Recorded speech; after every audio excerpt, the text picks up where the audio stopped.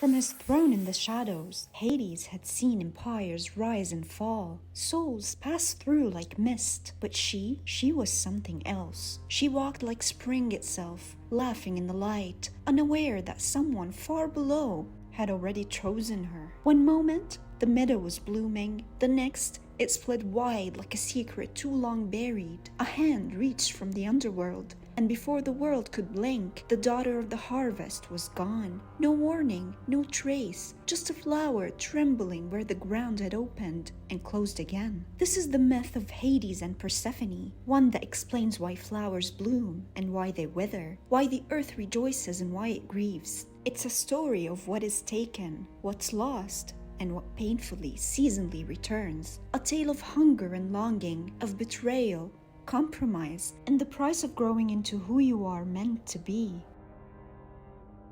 Long ago, before the lands turned gold with wheat, and before humans learned to sow their hopes into soil, the ancient Greeks paid homage to Demeter, goddess of the harvest. Her power made the earth fertile, and her presence ensured the cycle of growth. She was the reason the orchards burst with fruit and the granaries overflowed. But Demeter was not alone in her labor. Her joy, her life, was her daughter Persephone. Persephone was radiant in a way sunlight dreams of being, not only beautiful, but alive with the innocence of youth. She was the breath of spring itself, soft, full of promise, free. Where Demeter embodied the earth's steadfast rhythm, Persephone brought wildness, spontaneity, laughter that could make even the coldest river nymph dance. She was her mother's heart, walking and laughing in a world that still believed everything good would last forever. Together, they wandered meadows, blessing corpses and celebrating the seasons. Their love was a tether between the mortal and divine, a bond so strong that it made the fields sing. But far beneath their sunlit world, someone was watching. Hades, god of the underworld, ruler of the dead, lord of what lies below, had seen her. He was not chaos like Poseidon, nor thunder like Zeus. His realm was order and stillness, and he ruled it well. But even the god of death can feel longing, and his heart, untouched by the warmth of the living, began to ache. He saw Persephone once, graceful and unguarded among the wildflowers, and from that moment, he was no longer content to be alone. Hades approached Zeus, king of the gods, and proposed a marriage, a secret arrangement. Zeus agreed. He did not consult Demeter. He did not ask Persephone. He simply gave her away, like a treaty sealed with a signature instead of a soul. So, one bright day, Persephone was in a field, accompanied by her closest friend, Cyane, a water nymph. They ran through grasses, weaving through violets and lilies, their fingers trailing through cool breezes. Then they came upon a flower neither had seen before, a narcissus, brilliant and trembling, growing impossibly alone. Drawn to its unnatural beauty, Persephone reached toward it. The ground split open. A thunderless quake cracked through the meadow, and from its depths emerged a chariot of black iron, pulled by 4 beasts with flaming eyes and hooves that scorched the grass. Hades rose in the chariot, silent and imposing. In a heartbeat, he snatched Persephone by the waist, lifted her into the underworld, and vanished back into the earth. The soil sealed shut behind him, leaving only the echoes of Cyane's scream. Cyane wept until her form gave out, her grief so deep it dissolved her body into the river that now bears her name. Demeter knew instantly that something was wrong. The world had shifted. She raced to the field, frantic, scanning for signs. There were none. No footprints, no scent, no cry for help, only silence. Persephone had vanished. She climbed Mount Olympus and demanded answers, but the gods said nothing. Eyes turned away, voices faltered. They knew the truth of the deal, but silence protected them more than justice ever would. Demeter's fury was seismic. She descended from Olympus and began a desperate search. She wandered the lands as a grieving mother, disguised in mortal skin. Her radiant power dimmed, her hair turned dull. She stopped tending the earth. Without her touch, crops shriveled, trees dropped their fruit early, the rains grew unpredictable, and the sun turned harsh. A great famine began to spread across the land. Mortals suffered. They prayed, fasted, cried out to the gods. But Demeter remained in mourning. If Persephone could not live above ground, then neither would anything else. The gods grew nervous. Their temples were empty. Offerings dwindled. Without humans to worship them, what were they?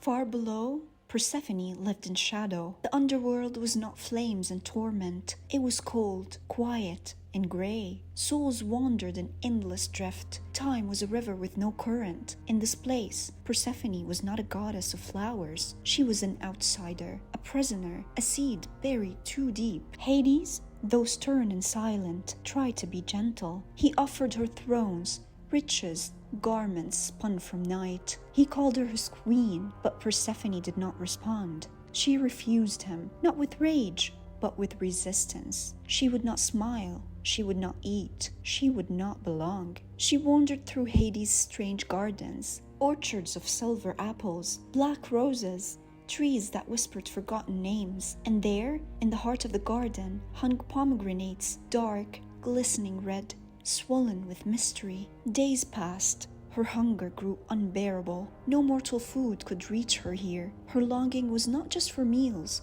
but for sun, color, sound, for her mother. But even memories lose flavor when you're starving. And so one day, without thinking, she plucked a pomegranate and ate 6 seeds. 6 simple seeds. Bitterness, sweetness, a heartbeat of relief. But those 6 seeds changed everything. Above, Demeter continued her desperate quest. She begged and searched and wandered until she came to Helios, the sun god who saw all things from his chariot in the sky. Helios, moved by her grief and bound by truth, revealed it all. Hades had taken Persephone. Zeus had allowed it. The world had turned on her without her knowing. Demeter stormed Olympus, this time not pleading, but demanding. Her voice shook the halls of the gods. She would destroy the earth, unravel the seasons, bring ruin to all if her daughter was not returned. Zeus finally relented, but there was a condition. Persephone had eaten the food of the underworld, and by ancient law, any soul who tasted its fruit would be bound to it. There would be no full return, no perfect ending. So, a compromise was struck. Persephone would divide her time. For half of the year, she would live above ground with her mother, bringing life and light. For the remaining half, she would return to the underworld, queen beside Hades, goddess of shadow and memory. When Persephone emerged from the underworld for the first time, the world rejoiced. Demeter embraced her, and the earth bloomed. Spring exploded in color and perfume. Fields rippled with green. Birds returned. Warmth flooded the soil like music. But it could not last forever.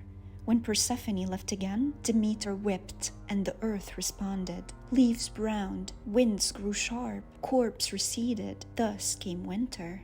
And so the seasons began, not just in the skies and the trees, but in the hearts of humans too. Times of abundance followed by times of waiting, times of joy followed by quiet mourning, the cycle of gain and loss, of light and dark.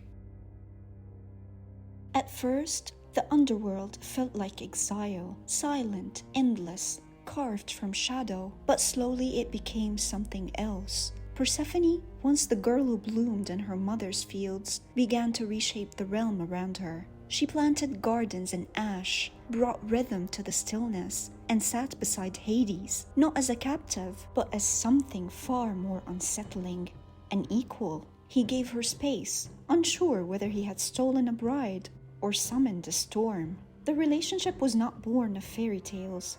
It was built in fragments, in long silences and sharp truths. He did not tame her, he learned her, and she, in turn, discovered the fierce quiet of her own power. Down there, she was no longer a daughter or a prize. She was a queen who chose when to stay and when to rise, not out of love or fear, but out of becoming. Between the roots of death and the pulse of life, she forged her own legend, one not written in submission, but in sovereignty. She was no longer just a daughter.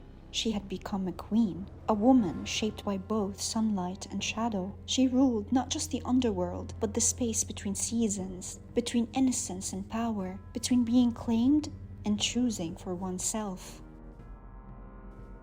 The myth of Hades and Persephone is one of contradiction. It is a love story and a tragedy, a tale of injustice and of resilience. It explains not just the changing seasons, but the human experience itself, how we move through phases of joy and sorrow, how we're torn between what we want and what we must endure. It reminds us that life, like nature, is cyclical, that even the darkest winters end, that what's taken may return, that grief gives way to bloom, and that even underground a seed can sprout. In every spring, as blossoms unfurl and the world softens, we remember she is back. But what if the story we've always told is only half of the truth? Was Hades truly the villain, or something far more complex?